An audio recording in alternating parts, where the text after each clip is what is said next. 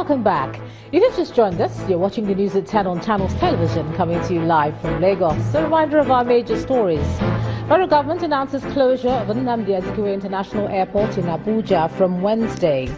Benin Kingdom monarch appeals for acting president's intervention in attempt by Ijaw communities in Ngilari to annex the area. Former Commonwealth Secretary General Emeka Anyoko frowns on abandonment of dreams of Nigeria's founding fathers. And US President Donald Trump signs new executive order, places 90-day ban on people from 6 mainly Muslim nations, excludes Iraq.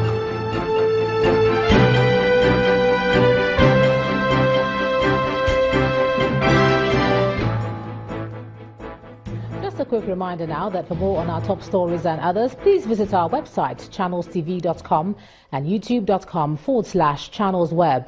You can also watch us on the go on your mobile device. Log on to m.channelstv.com or download the Channels TV app for Android, iOS and Windows phones from their respective stores. Having the Channels TV and Channels 24 app will give you access to news and updates. You also have the Eyewitness feature, so you too can be part of the news. Just install the app, then tap and swipe to reveal the Eyewitness menu and follow the instructions to share those pictures, videos or news of happenings around you. Normalcy has returned to the University of Lagos, where many staff and students were earlier today denied entry following a protest by some of the students. It was gathered that the students were demonstrating against the rustication of some of their colleagues by the school authorities for allegedly organizing a protest last year over poor electricity and water supply in the institution. According to the students, the action of the school's management was an attempt to deny them their right to expression. But the university authorities in a statement refuted the students' claim, saying that the rusticated students were duly investigated for specific acts of social misconduct which they allegedly carried out. It adds that the students were also found to have engaged in activities capable of damaging the university's reputation. Let's cross over to Abuja now. Here's Ibrahim Adra. Ibrahim.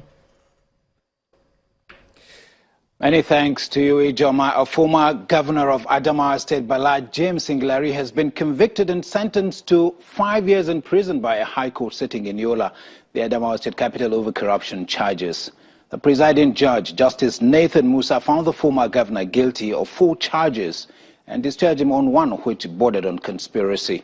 The judge discharged and acquitted former secretary to the state government and the commissioner of finance, who were second and third defendants in the case.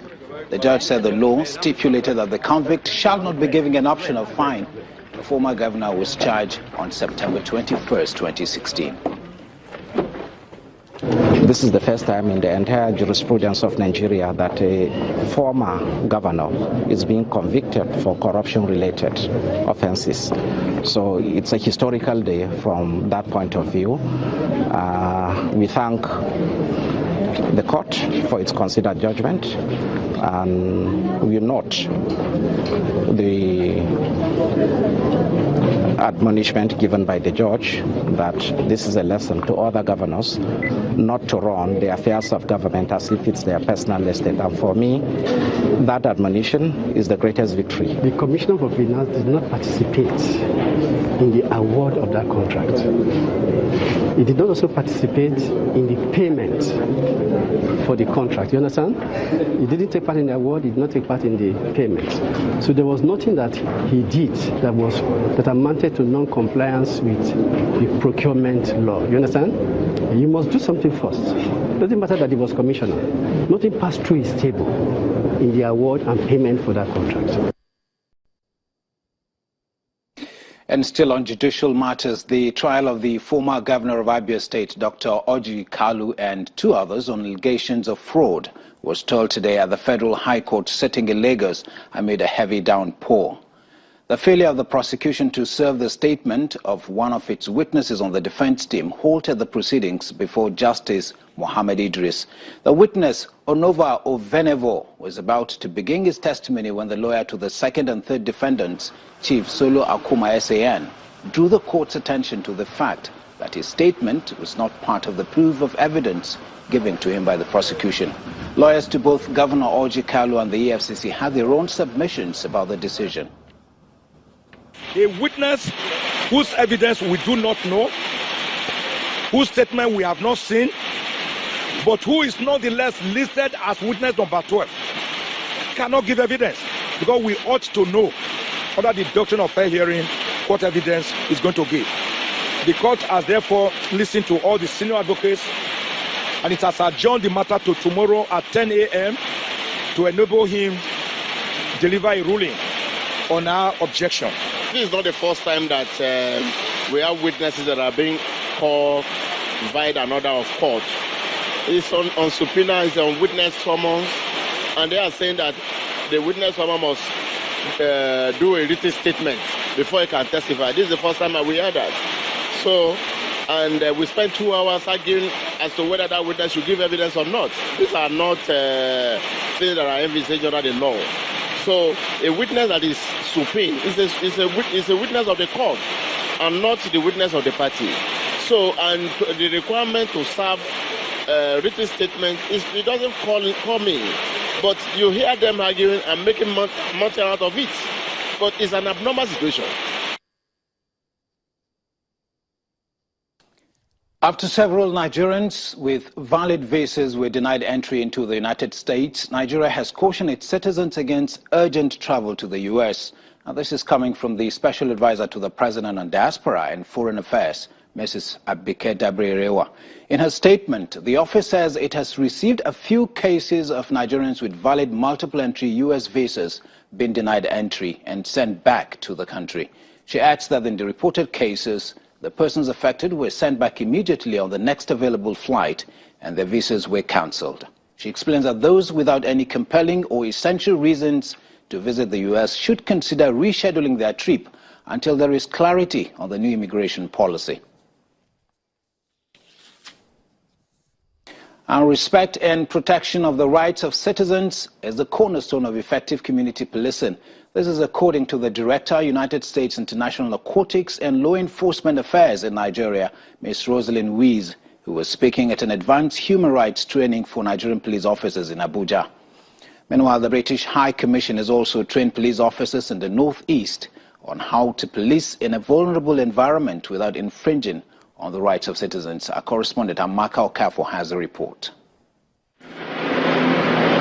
As the Nigerian military continues to liberate and ensure that the Boko Haram terrorists are kept at bay, the Nigerian police, which is charged with internal security, has been working to ensure that they continue to gain the trust of Nigerians in those areas to protect them from security risks.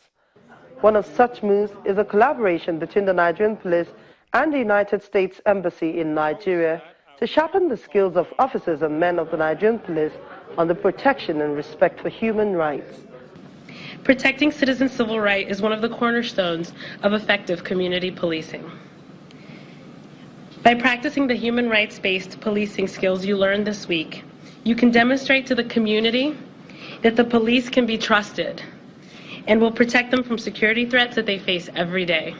Elsewhere, the sentiment is the same, as the British High Commissioner's advisor on Nigerian security and justice is also advising the Nigerian police to make room for trust on the part of the citizens. So I hope that as these next 2 weeks continue, that it will be an opportunity for us to engage not simply the theory but the practice, the reality of how we deliver security to communities that continue to feel the pressure of Boko Haram, and indeed that through that we can think about how we can become more transparent, more accountable, how can we better work together.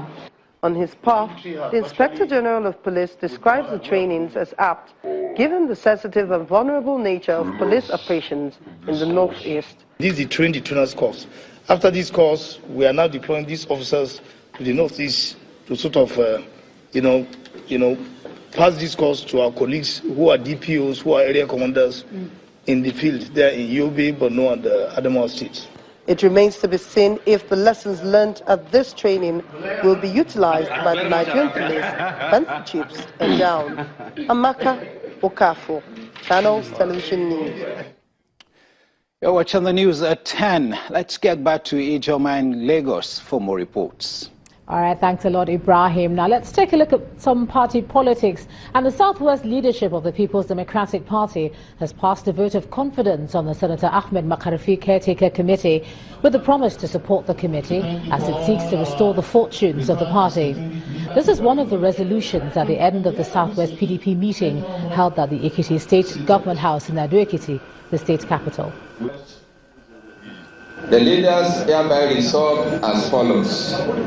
Number one, we passed a vote of confidence and support for the Senator Ahmed Makarfi-led National Caretaker Committee. 2,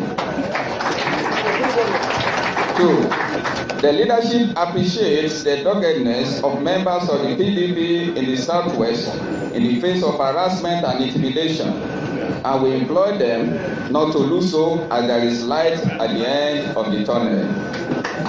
3, we PDP leaders and members in the Southwest support the decision of the National Caretaker Committee led by Senator Ahmed Makarfi to challenge Senator Ali Modu Sherif's claims to the leadership of the party at the Supreme Court. Very successful. If you see the caliber of people that attended this meeting, you see that the party is here. The party is here, and they are all happy that this meeting was conveyed for them to bear their minds and share their views and advise us on the way forward. We are with Makarfi, without doubt. Personally, I am with Makarfi.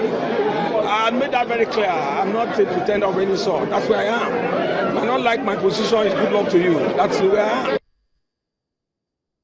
When the news at 10 returns, Director General of Nigeria's Debt Management Office offers solutions to recurrent debt servicing in the country's budget. That's on business.